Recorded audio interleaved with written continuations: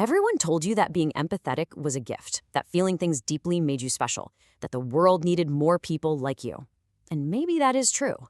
But nobody told you what that gift was costing you. Nobody told you that the same ability that makes you an incredible friend, partner, and human being is also the most reliable way to drain you completely, keep you in situations that are destroying you, and make you easier to manipulate than almost anyone else in the room. Today we are going to talk about the side of empathy that nobody warns you about. Okay, let's dive into this. The very first dark side we need to talk about is how highly empathetic people absorb other people's pain. Now, on the surface, this sounds pretty noble, right? You're a compassionate person, but we really need to look at what this actually means in practice and how it physically affects your body. Imagine you're listening to a friend cry on the phone.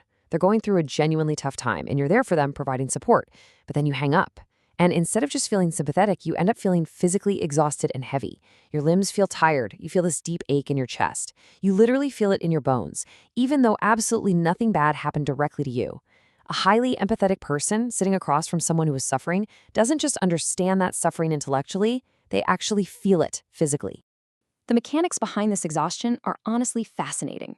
Your nervous system responds to their distress as if the pain is happening to you. And because it's an immediate nervous system response, it completely bypasses your logic and creates a massive vulnerability. Manipulative people who know how to perform suffering can actually weaponize this exact mechanism. They can produce real, on-demand physiological distress in you simply by appearing to be in pain. They don't even need to be hurting. Your empathetic body just responds to their performance exactly as it would respond to reality. Which brings us to the second trap, one-way emotional exchanges. And this brilliantly illustrates what happens when empathy operates without boundaries. Because when you feel everything that everyone around you feels, you are constantly processing a massive amount of emotional information that doesn't actually belong to you. Think about that sudden heartbreaking realization you might have at the very end of a friendship. You spent years managing their emotions, carrying their baggage, and soothing their daily anxieties. Meanwhile, they provided zero check-ins and never once asked how you were doing. It's a completely asymmetrical relationship. You are functioning as an emotional sponge, and it drains the empathetic person completely while providing endless comfort to the other person. Over time, this one-way street creates a very specific kind of exhaustion that is entirely different from just needing a good night's sleep. It is an exhaustion of the self. It's this profound feeling of being completely hollowed out. You've given so much of your emotional energy to managing and absorbing other people's experiences that you are left with absolutely nothing to experience your own life with. You might be surrounded by people who claim to need you, yet you just feel numb, disconnected, or strangely empty inside.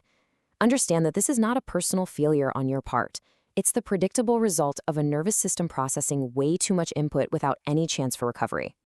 And this brings us to our third and fourth dark sides, the distance and fatigue trap. See, empathy doesn't just exhaust you.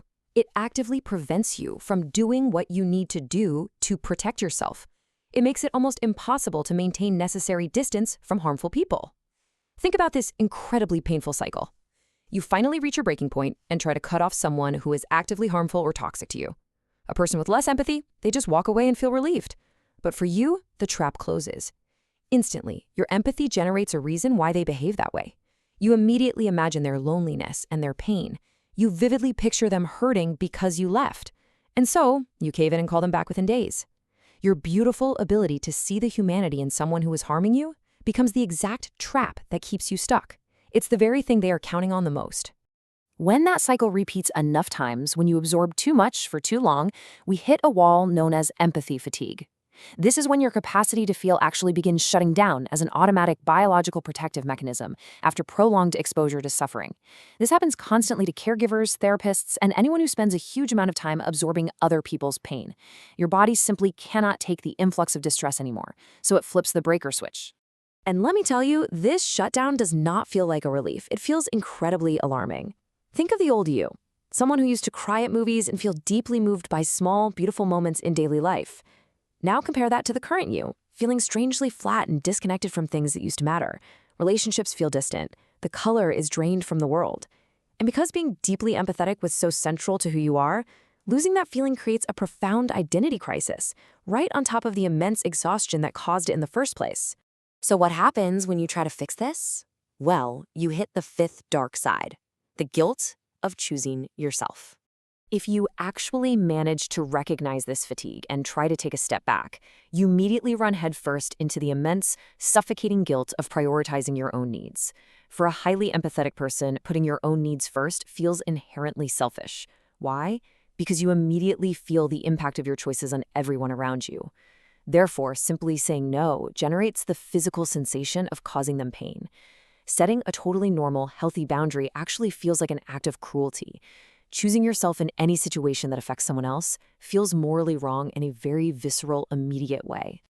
I want you to think about this specific scenario. You cancel your own plans you were really looking forward to, plans you desperately needed for your own sanity, just to help someone else who demanded your time. And maybe, just maybe, for a split second, you feel a tiny, brief moment of relief that you don't have to go out or deal with the stress, but immediately you feel intense, crushing guilt just for experiencing that tiny wave of relief. Listen to me, this is not a character flaw. This is exactly what happens when your capacity to feel others' experiences is significantly stronger than your permission to prioritize your own life. So, the crucial point is, how do we protect this extraordinary gift? Empathy itself is not the flaw. It is an extraordinary gift, but it requires a defensive strategy. We have to reframe empathy from a vulnerability back to a protected strength. Empathy without protection is the problem. The most resilient, empathetic people in the world are not the ones who just blindly feel everything and somehow survive. They are the ones who learn to feel deeply, but selectively.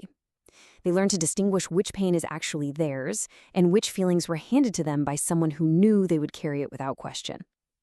Establishing that boundary between your pain and someone else's pain doesn't keep you from connecting with people. Boundaries are actually the only things that enable genuine long-term connection to survive. Learning exactly where that line is might just be the most important thing an empathetic person ever does. Your empathy was never the problem. The problem was that nobody ever taught you that feeling everything does not mean carrying everything. And the moment you learn the difference, your empathy stops being the thing that breaks you and starts being the thing that makes you extraordinary.